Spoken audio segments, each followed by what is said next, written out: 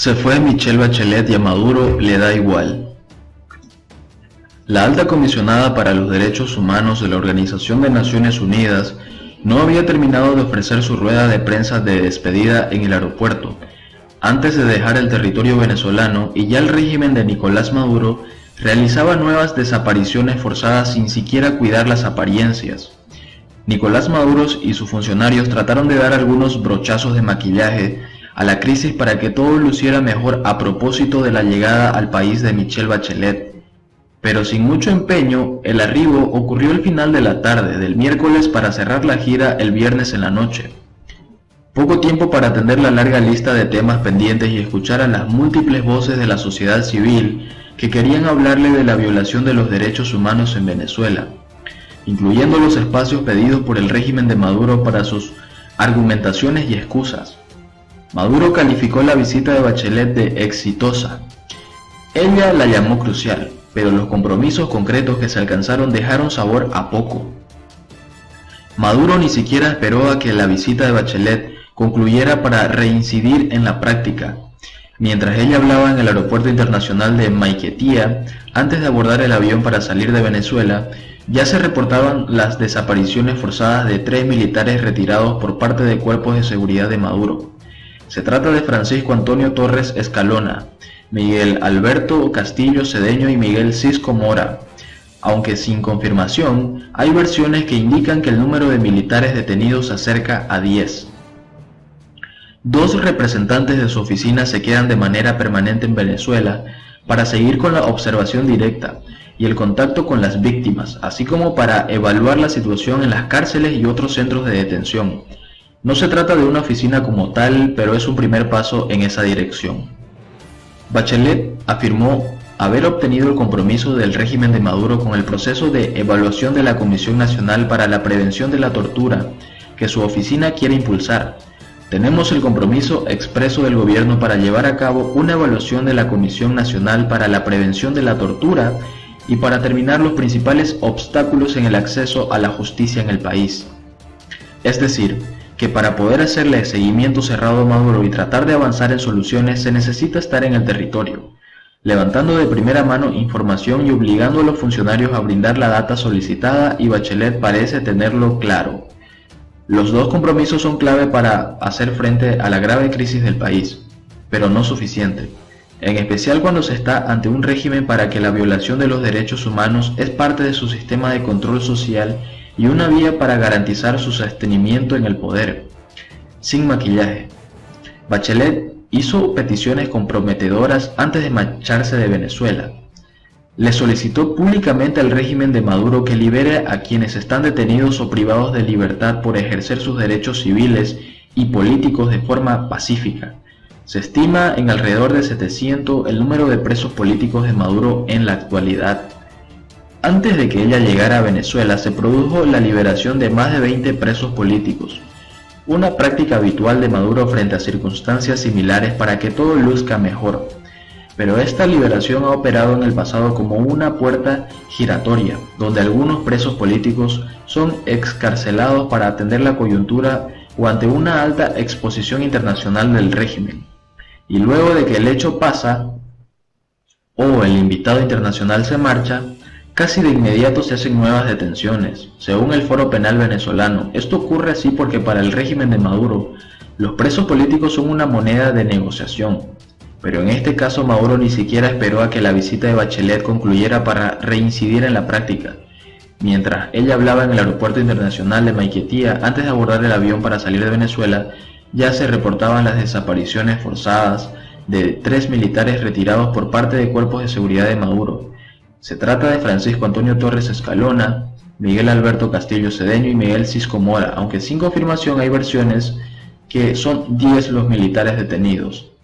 El propio secretario general de la Organización de Estados Americanos, Luis Almagro, se pronunció al respecto exigiendo se informe por el paradero de los desaparecidos.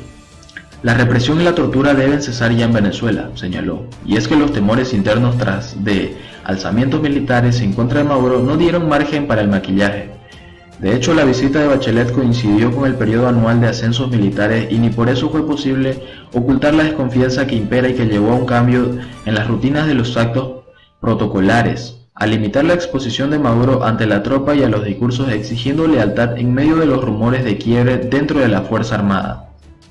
Impacto externo. Aunque en marzo pasado Michelle Bachelet presentó un informe oral sobre la situación de Venezuela que le dio visibilidad mundial a la crisis, su efecto dentro del país fue casi nulo, porque Maduro y sus funcionarios siguieron adelante en sus prácticas sin inmutarse. Los informes y los relatos de los familiares de presos políticos y de personas asesinadas por la represión del régimen, así como de representantes de varias organizaciones de derechos humanos en el país, que Bachelet recopiló en su reciente visita, confirman claramente que la situación, lejos de mejorar, se ha agravado. Y lo peor es que la indolencia crece. Desde fines de mayo, un grupo de trabajadores petroleros activó una protesta en Caracas, una más de las 227 que tuvieron lugar ese mes en reclamo de derechos laborales a lo largo del país. Se instalaron muy de cerca del Palacio del Gobierno, sin embargo que por ello lograron captar la atención de los funcionarios del régimen. Finalmente, algunos de los petroleros iniciaron una huelga de hambre como último recurso para que su voz fuera escuchada. A horas de que Bachelet dejara el país, se reportó la muerte de uno de los manifestantes a causa de un infarto. Poco después se conoció que un segundo trabajador habría fallecido tras descompensarse. La protesta sigue, la ausencia de respuesta también. Solo en mayo hubo 1.541 protestas que van desde el reclamo de derechos políticos hasta la exigencia de agua potable, y la cifra crece más mes a mes ante el deterioro generalizado del país. Es sabido que Bachelet debe presentar su informe escrito sobre la situación de Venezuela el próximo 5 de julio ante el Consejo de Derechos Humanos en el marco del 41 periodo de sesiones de la Asamblea Nacional General de la ONU. Y lo menos que se puede esperar es que sea consistente en que él expuso en marzo. De seguro el informe tendrá alto impacto en la política internacional hacia Venezuela y a partir de allí se gestarán nuevas medidas de presión sobre Maduro, pero mientras eso ocurre y la presión internacional hace lo suyo en los tiempos que marca la dinámica de la diplomacia, la crisis seguirá arrasando a la población venezolana y el régimen de Maduro arreciará en las mismas prácticas para sostenerse. Maduro y su dictadura en pleno siglo XXI. El mandatario venezolano se enfrenta a una dura lista de recortes. El chavismo encontró a su peor enemigo, un peligro mucho más corrosivo que Donald Trump y su amenaza militar. El desabastecimiento de productos indispensables para los venezolanos. Para enfrentarlo, el logorreico Nicolás Maduro comenzó a ensayar una receta sobre la cual guarda silencio. Hace semanas inauguró un severismo ajuste, un programa ortodoxo con el que se regodearían los expertos más severos del Fondo Monetario Internacional. De facto, casi 100 resoluciones, el socialismo del siglo XXI se aventura por un sendero inesperado, el del neoliberalismo del siglo XXI.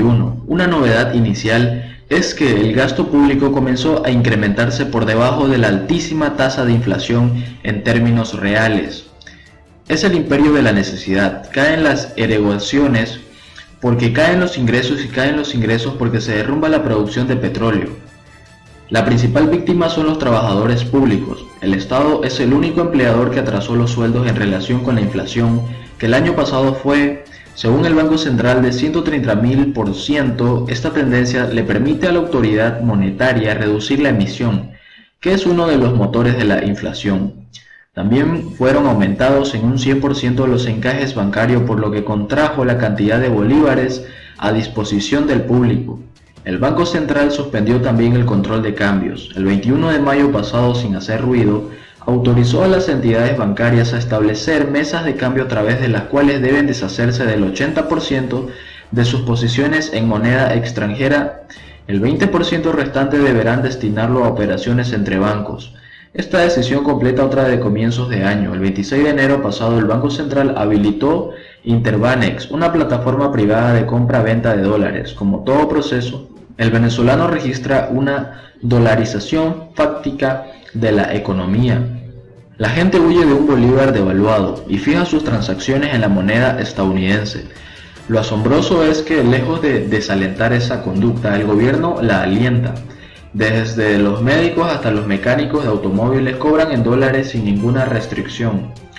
Estas innovaciones silenciosas está también la anulación de la Superintendencia Nacional para la Defensa de los Derechos Socioeconómicos, SUDEN.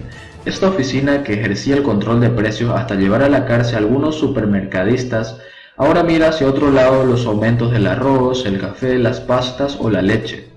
Esos productos estaban desapareciendo del mercado. Una tímida apertura comercial de las fronteras físicas acompañada esta política. El giro de Maduro ya se refleja en las estadísticas que el Banco Central vuelve a publicar. Según el economista Asdrúbal Oliveros de la consultora Ecoanalítica, las estratosféricas tasas de inflación del 100% mensual descendieron hasta tasas de alrededor del 35% mensual. Las consecuencias del torniquete monetario y la progresiva liberación de precios son imaginables.